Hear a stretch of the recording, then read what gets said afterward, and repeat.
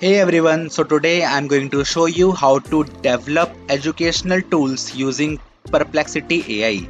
This powerful tool can help you create interactive and intelligent educational resources. So let's dive in. First of all, head over to the Perplexity AI website at perplexity.ai and sign up for an API key if you have not already. You can do it by simply get on the bottom left corner and select the settings icon. Now get to the top right corner and select API section. Now select docs and after that select this get started button. Now here you can get the process of how to get an API key. This key will give you access to Perplexity AI's capabilities for developing educational tools. Now set up your development environment by installing the necessary libraries and dependencies to interact with the Perplexity AI API. You can integrate the Perplexity AI API into your educational tool by configuring it to handle educational content, interact with users, and provide feedback. This involves setting up API endpoints and managing data flow. Define the type of educational tool you want to develop, such as a tutoring system, quiz generator, or study aid.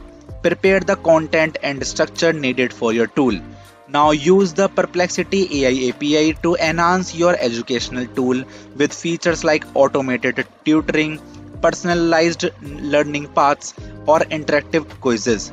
Now implement the necessary code to interact with the API and deliver educational content. Now test your educational tool with real users to ensure it functions correctly and provides valuable learning experiences. Make adjustments as needed based on user feedback.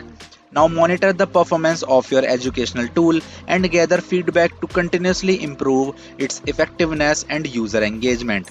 Now deploy your educational tool on your website or application, integrating it with other educational resources and ensuring it meets your learning objectives. And that's it.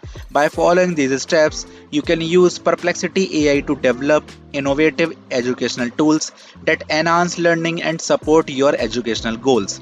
If you found this tutorial helpful, please give it a thumbs up and subscribe for more tips. Thanks for watching and see you next time.